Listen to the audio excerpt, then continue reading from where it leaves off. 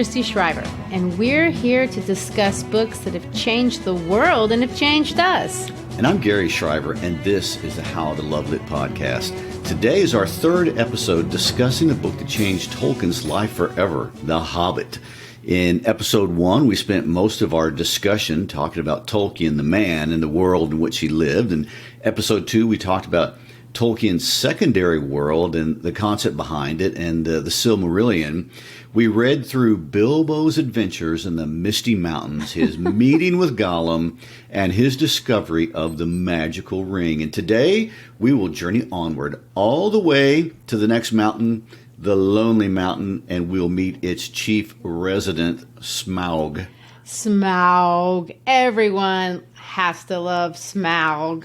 Tolkien always loved dragons since he was a little boy, and really, I haven't really appreciated them as much as I should, and I probably wouldn't have if it weren't for Tolkien. He's made me look at them entirely differently. Well, on a personal level, he used dragons psychologically to deal with difficulties throughout his whole life.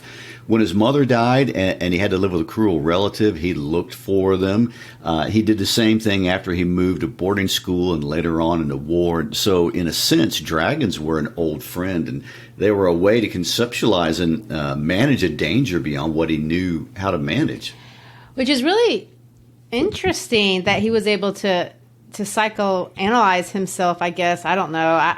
I don't know how I would flesh that out. But speaking of flesh it out, when he got to adulthood, he wanted to flesh out his vision for a dragon in story form. And so he did what Tolkien always did. He went to mythology, back to what he loved and what he studied. And he found a couple that he wanted to draw from. And of course, if you're a student of British literature, or if you've ever taken senior English here in the United States, you might recognize a little bit of Beowulf and Smaug, but actually the more influential of the antecedents that went into Smaug's creation was this other dragon called Fafnir, a treasure hoarding dragon from a Norse epic.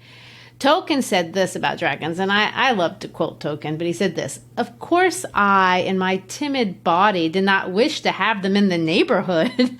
But the world that contained even the imagination of Fafnir was richer and more beautiful at whatever cost of peril. So, like Smaug, Fafnir had this giant hoard of gold that was his main preoccupation. And Smaug, like Fafnir, was a talking dragon and liked to talk to the hero. And so that's what we see in The Hobbit. Bilbo will talk to Smaug and will engage in this hoarding dragon.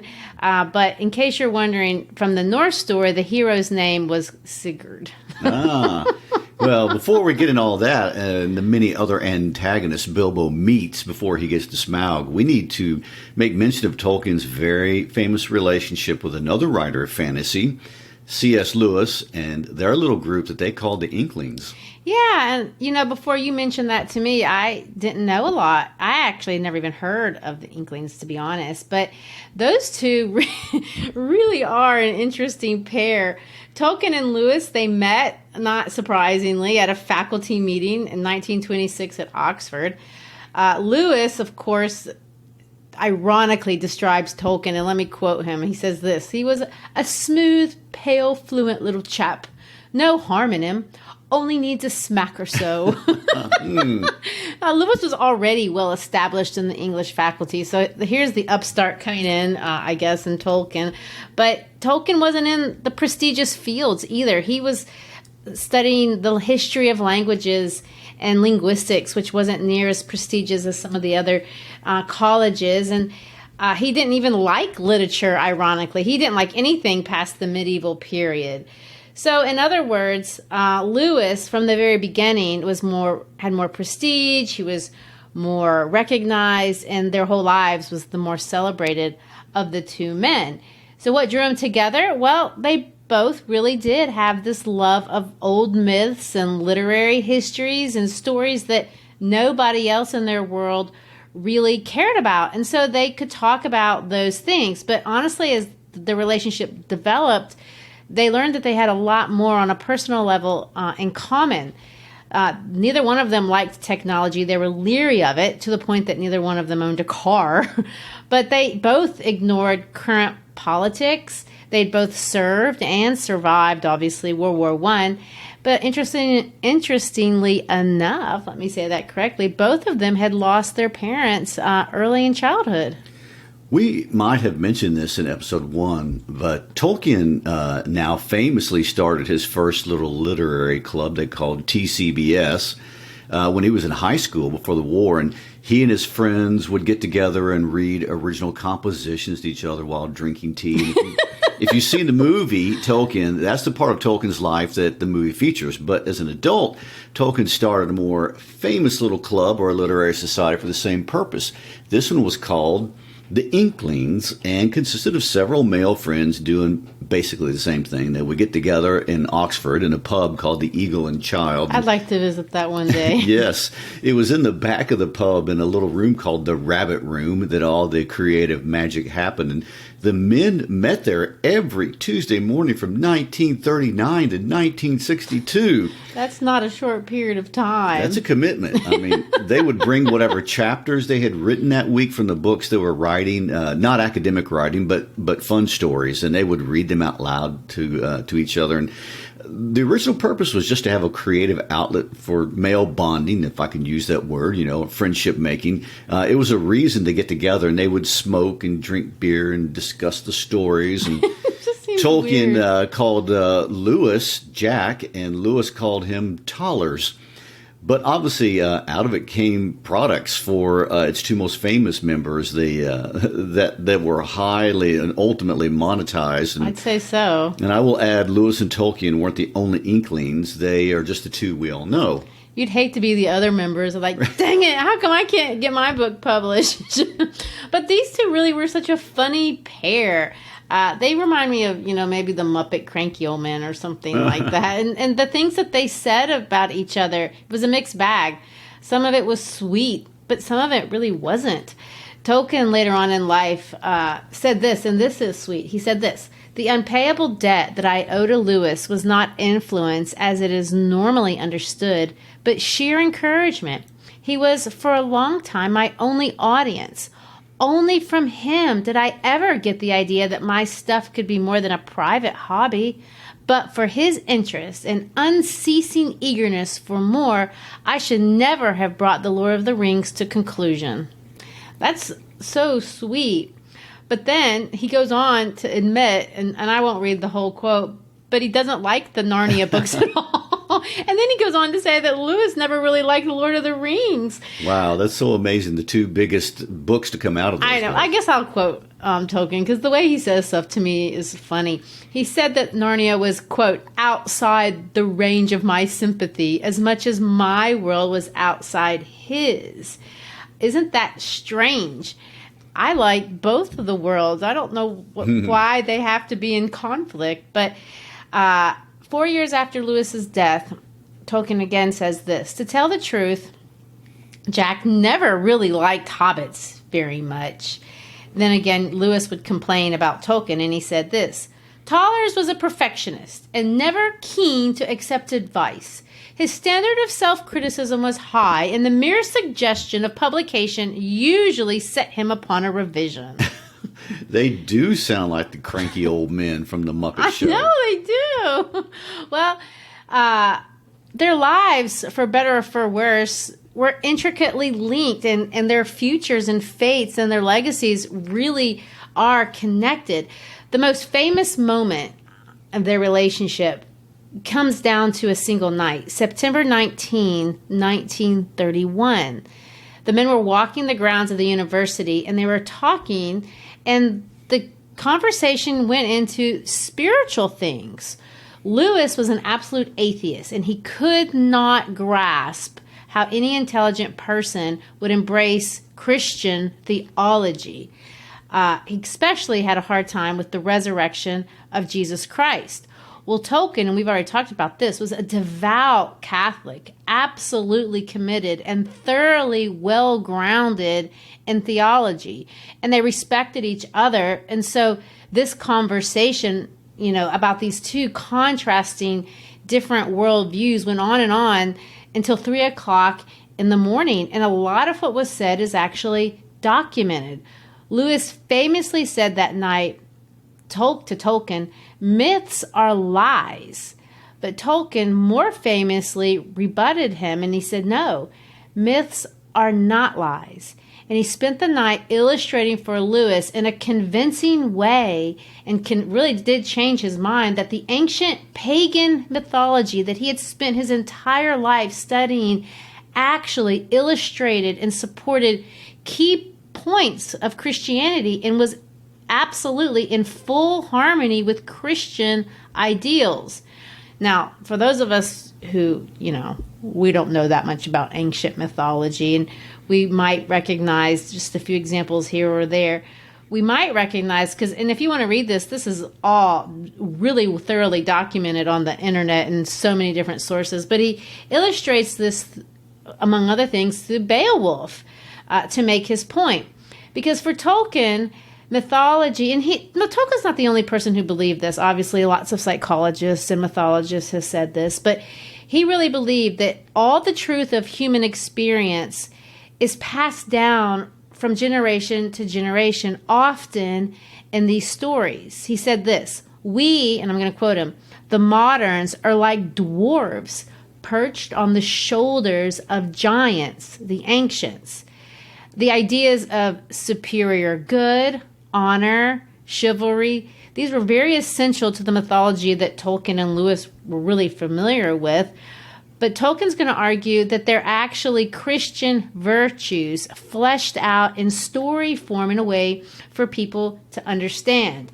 Tolkien argues that myths, if you look at all of them, reflect a fragment of true light.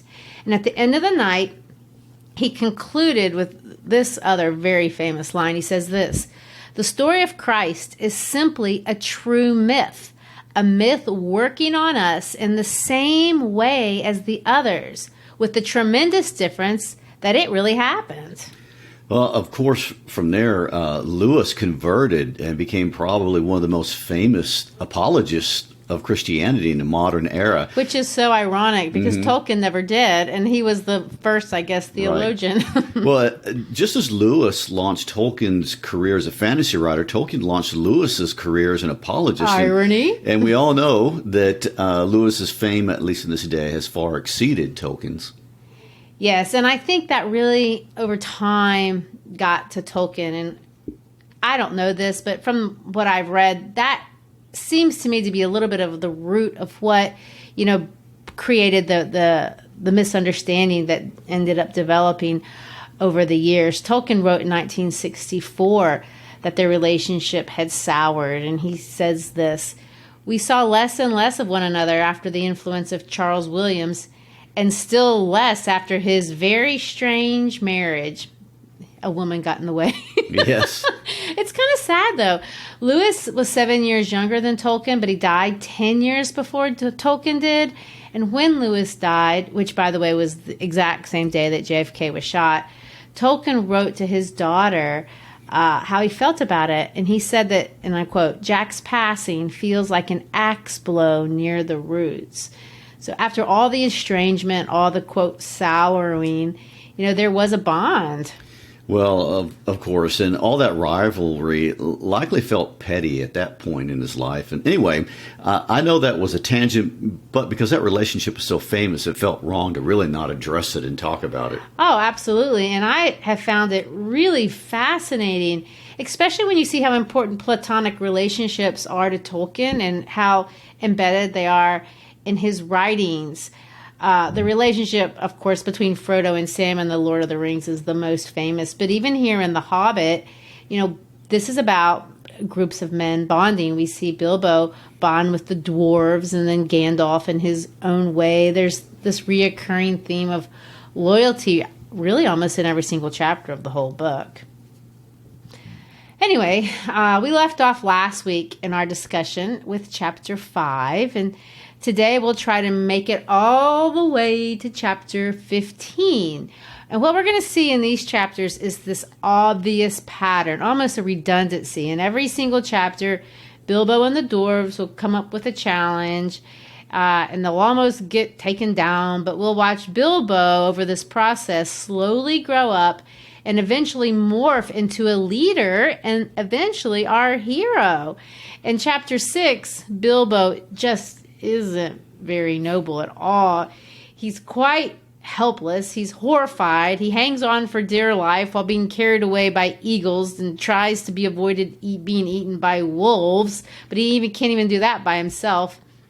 In chapter 7, we meet what today we will call a shapeshifter, but Tolkien describes him as a skin changer.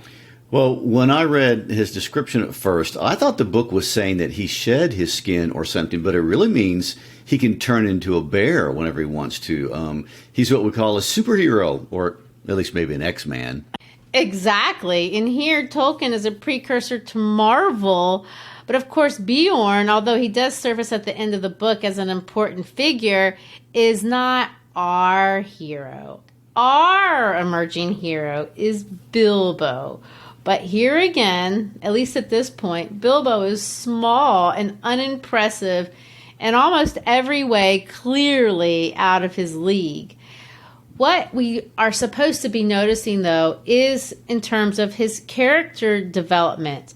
Here, at the end of this chapter with Bjorn, Gandalf leaves. Up to this point, it's clear that Gandalf is the leader. He's the one that's been guiding the group. And basically, everybody else is hapless. There's this band of travelers that can't stay out of trouble, and Gandalf is going to lead the way. But now, the little band of misfits are on their own. And of course, this is where a child would really identify with Bilbo, even though Bilbo was a 50-year-old man-child. You kind of lose sight of that. He's just a hobbit. Right. Well, in a sense, Bilbo has to grow up now, and he has to do it fast, ready or not. I mean, what you do when your life coach and your guide or your guardian walks away and leaves you to face life by yourself. And every child or young adult has had to face this at some time. And by definition, it's horrifying, and it can be a life-altering experience. Exactly. And that is the very definition of coming of age. Even when you're 50. Even when you're 50. The Hobbit story really kind of is this in-between stage of life that you're supposed to see. And I know the book isn't allegorical, Tolkien, but it is obviously archetypal. And those of you, or us, I guess, not definitely you, Gary, who love psychology, I know have a lot to see and talk about what he's illustrating here in these chapters. And I can even see it in my own life. I can vividly remember to this point, I know I've talked about it many times that I was raised in Brazil, but what I haven't mentioned is how I got to the United States. When I was 17, I graduated from high school, and my parents brought me back to the United States to attend college. Admittedly, that's an amazing privilege for any young adult on planet Earth, but the United States was a foreign country to me.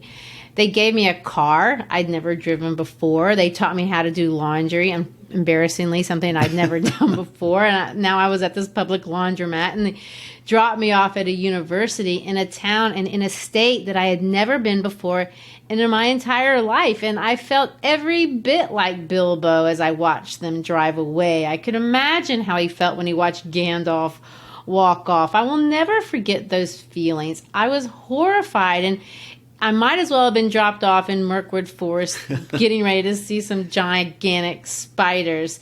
That's how I felt. But just like Bilbo, I wanted to rise to the challenge. I didn't want to disappoint my parents. I didn't want to disappoint myself. But I really had no idea if I could or what I would do.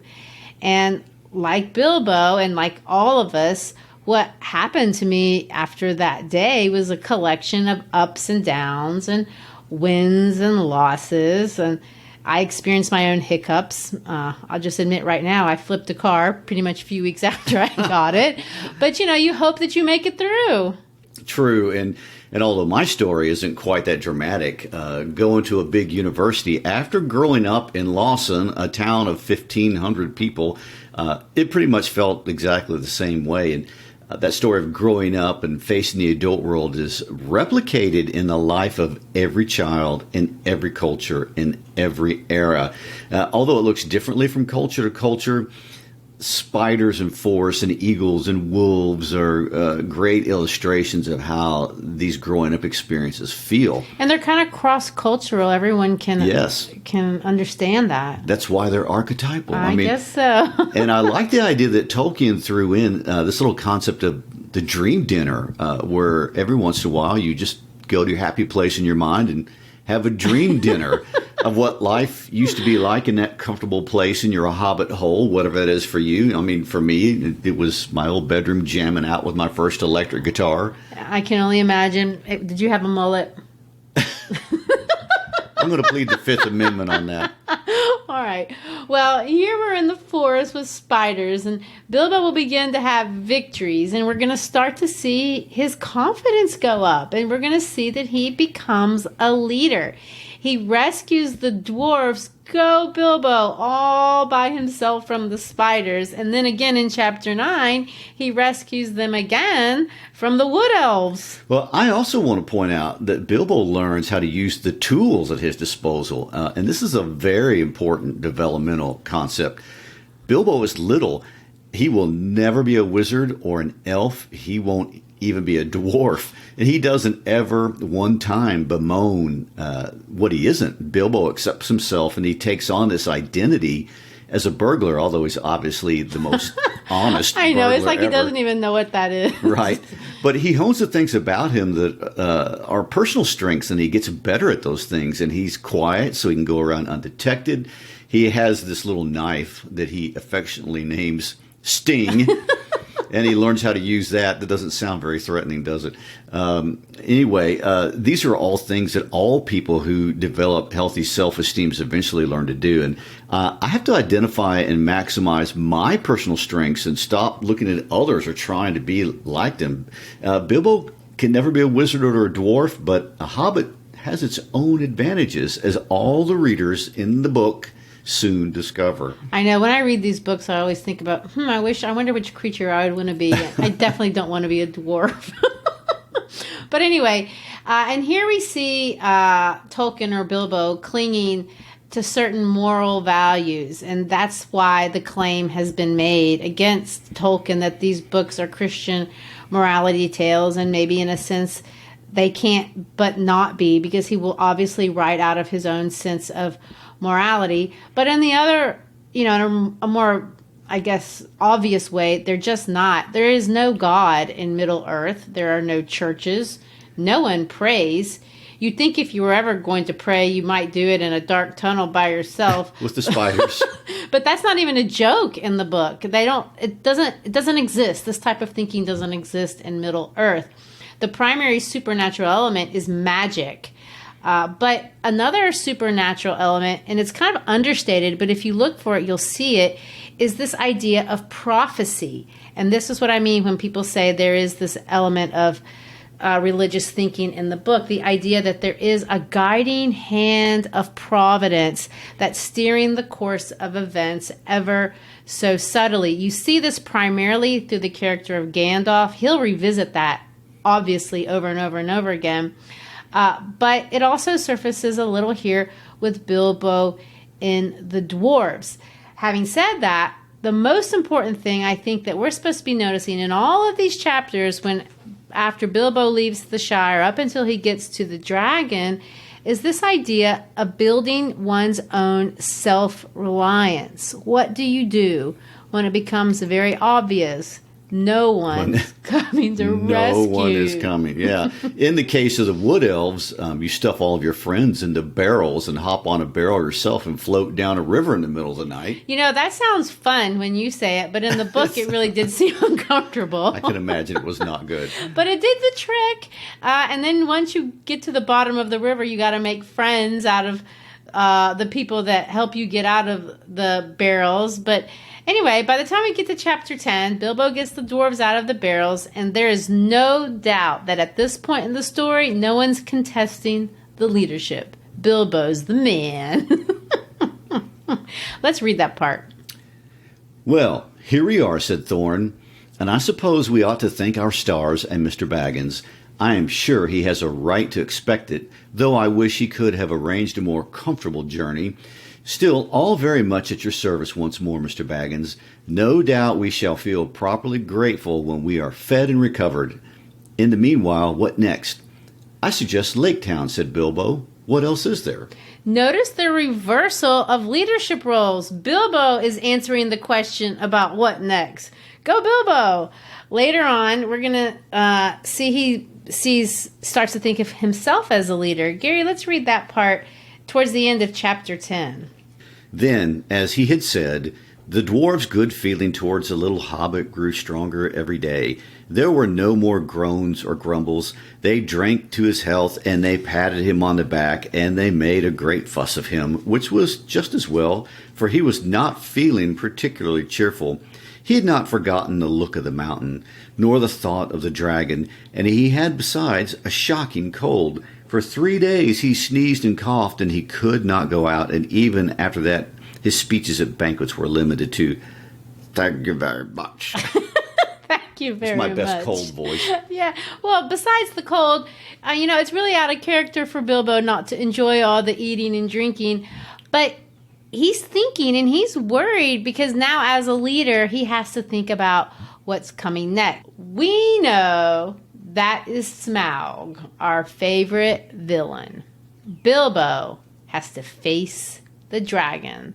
Isn't that a metaphor? I've even heard it before. Face the dragon. Oh, it's as old as time. And I think it's really important to emphasize that when Tolkien wrote this book, he was deliberately writing a book for children. Sometimes I forget that, but it is true. It's unusual that a book for children only has old people in it. I mean, you've got Gandalf, and the dwarves are old. And even though Bilbo seems the youngest, he's not a child at all. Haven't we said he's 50?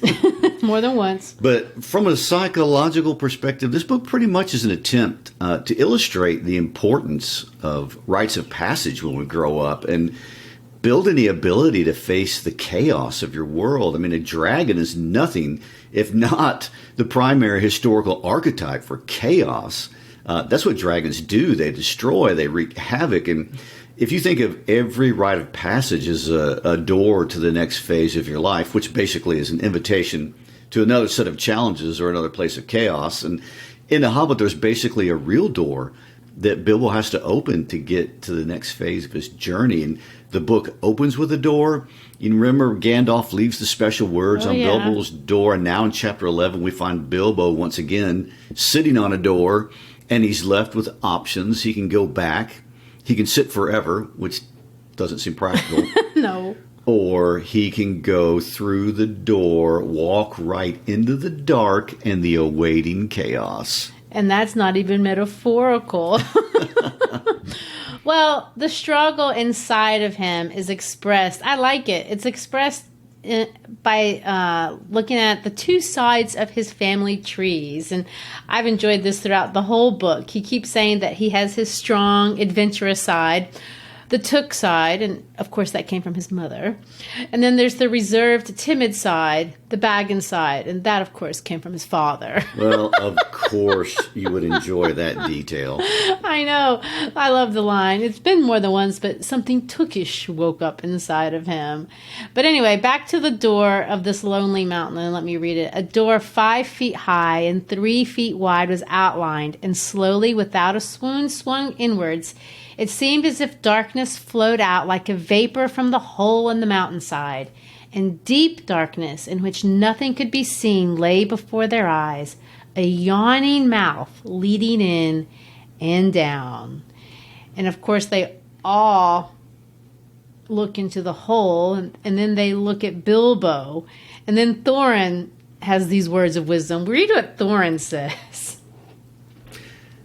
Now is the time for our esteemed Mr. Baggins, who has proved himself a good companion on our long road, and a hobbit full of course and resource, far exceeding his size, and if I may say so, possessed of good luck far exceeding the usual allowance. Now is the time for him to perform the service for which he was included in our company. Now is the time for him to earn his reward. And of course, I love Bilbo's response. He's not the same hobbit. No, he is having none of that. He says this. If you mean you think it is my job to go into the secret passage first, O Thorin, Thrain's son, Oakenshield, may your beard grow ever longer. And then he gets cross. He says this, say so at once and have done. I might refuse. I have got you out of 2 messes already, which were hardly in the original bargain, so that I am, I think, already owed some reward. But third time pays for all, as my father used to say, and somehow I don't think I shall refuse. Perhaps I have begun to trust my luck more than I used to in the old days. He meant last spring, before he left his own house. But it seems centuries ago. But anyhow, I think I will go and have a peep at once and get it over. Now, who's coming with me? Well, before I move on, I want to ask about this. When he says, may your beard grow ever longer, is that an insult? Is that a curse? No. Is that a blessing? What is that? Dwarves like their beards. Okay. I've never heard of an insult like that. So Bilbo has come into his own understanding of his own worth and is not intimidated or actually not even flattered by Thorin's words. And he wants Thorin to own the fact that he's their equal, if not their superior. And in the words in the world of Tolkien, dwarves are not heroes, but calculating folk with a great idea of the value of money. Some are tricky and treacherous and pretty bad lots. Some are not, but are decent enough people like Thorin and company if you don't expect too much. I love what an interesting turn of phrase or distinction he's making. And unfortunately, that's probably true for a lot of people. I don't know. I'm not going to say most people, but maybe. Most of us are not heroes. Most of us are not bad people, but most of us are just decent, possibly self-serving, but don't expect too much. That's a little depressing, but Tolkien's got a little philosophy there. What you should expect from people in the real world. Well, if you haven't seen that in Dwarves yet, the end of the story really doesn't make dwarves look all that great. No, it doesn't. But I guess we'll wait for next week to talk about that. That little line is just a foreshadowing. I think so, because it's in this part of the book that Bilbo most certainly is a hero, unlike the dwarves. He's selfless. He takes responsibility. He watches out for his friends when he doesn't have to. He fulfills his commitments even when the other side doesn't really act in good faith all the time. That's things heroes do. And of course, just like every other hero, he has to face the dragon alone. Wow. And in some sense, there we have the ultimate life metaphor. Bilbo found a purpose in his comfortable existence, and life chose him for a moment of greatness. And it's obvious from the beginning of the story that facing a dragon was not a lifelong aspiration. But somehow this meaningful experience has manifested, and Bilbo will be changed forever based on what happens from this point forward. And that is very much the human experience in a nutshell. Yes, and I want to read how Tolkien puts it. It was at this point that Bilbo stopped. Going on from there was the bravest thing he ever did. The tremendous things that happened afterward were as nothing compared to it. He fought the real battle in the tunnel alone before he ever saw the vast danger that lay in wait. At any rate, after a short halt, go on he did, and you can picture him coming to the end of the tunnel, an opening of much the same size and shape as the door above. Through it peeps the hobbit's little head. Before him lies the great bottommost cellar or dungeon hall of the ancient dwarves right up at the mountain's root. It is almost dark, so that its vastness can only be dimly guessed. But rising from the near side of the rocky floor, there is a great glow, the glow of Smaug. There he lay, a vast red golden dragon, fast asleep. A thrumming came from his jaws and nostrils and whips of smoke, but his fires were low in slumber. Beneath him, under all his limbs, in his huge coiled tail, and about him on all sides, stretching away across the unseen floors, lay countless piles of precious things. Gold wrought and unwrought, gems and jewels, and silver red stained in the ruddy light. Smaug lay with wings folded like an immeasurable bat, turned partly on one side so that the hobbit could see his underparts, and his long pale belly crusted with gems and fragments of gold from his long line on his costly bed. Behind him, where the walls were nearest, could dimly be seen coats of mail and helms and axes and swords and spears hanging, and there in rows stood great jars and vessels filled with wealth that could not be guessed. To say that Bilbo's breath was taken away is no description at all. There are no words left to express his staggerment, since men changed the language that they learned of elves in the days when all the world was wonderful. Bilbo had heard tell and sing of dragon hoards before, but the splendor, the lust, the glory of such treasure had never yet come home to him. His heart was filled and pierced with enchantment, and with the desire of dwarves he gazed motionless, almost counting the frightful guardian at the gold beyond price and count. He gazed for what seemed like an age before, drawn almost against his will, he stole from the shadow of the doorway across the floor to the nearest edge of the mound of treasure. Above him the sleeping dragon lay, a dire menace even in his sleep. He grasped a great two-handled cup, as heavy as he could, and cast one fearful eye upwards. Smaug stirred a wing, opened a claw. The rumble of his snoring changed its note. Then Bilbo fled. Then he fled. Yeah, ran for his life.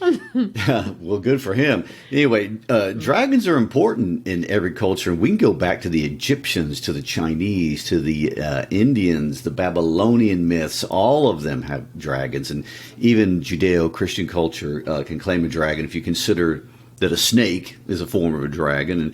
And there's no single prototype for what a dragon means. There are a lot of differences. I mean, the Chinese dragon is life-giving, but that's definitely not Smaug's case. No, I don't think it is.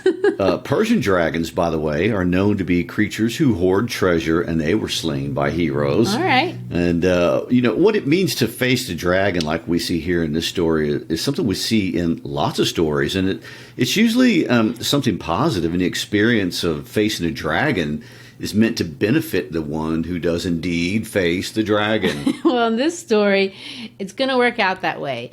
Bilbo steals from Smaug, then runs away, and then he's going to engage. We don't have time to get in all this, but it's so cute. I love this part of the story. He engages and he talks to Smaug, and he gets sassier and sassier. And again, we have these riddles again that we saw with Gollum, but now on a bigger scale.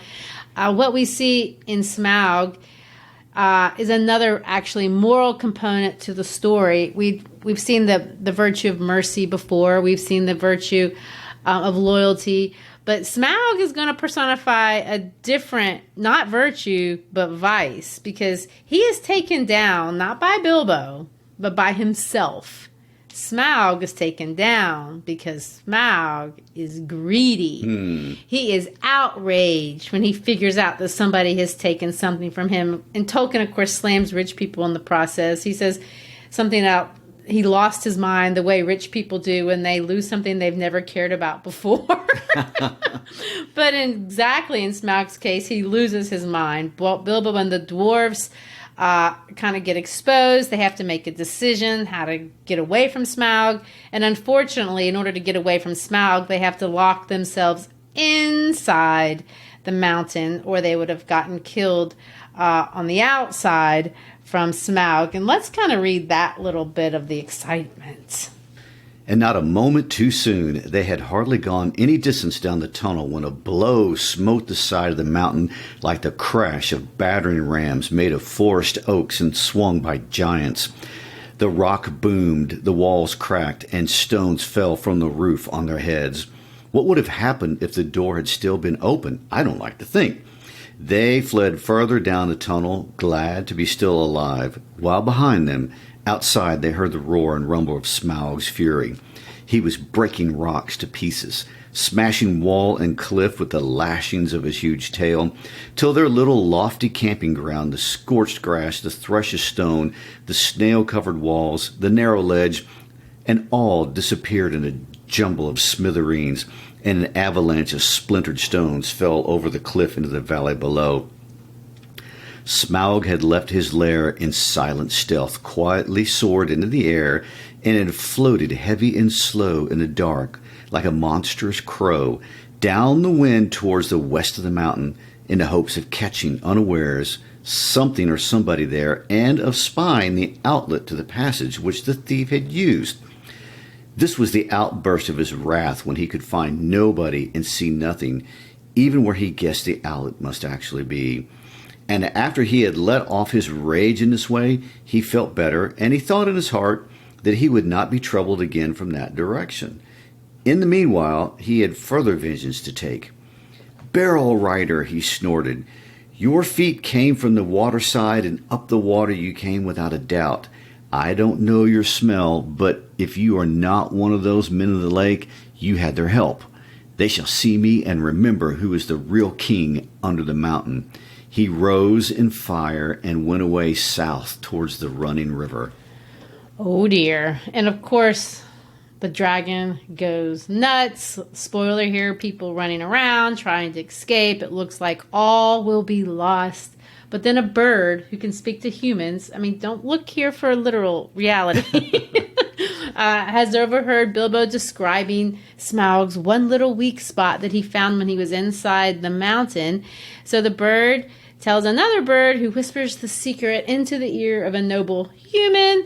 The human, with his very last arrow, looks into the moonlight, sees the little hole.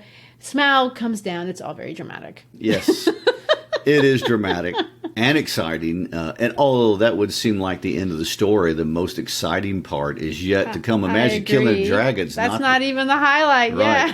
The next thing to come is a war, which is what we'll talk about next week. A war will break out. It turns out that a mountain full of gold is something everybody's willing to fight about.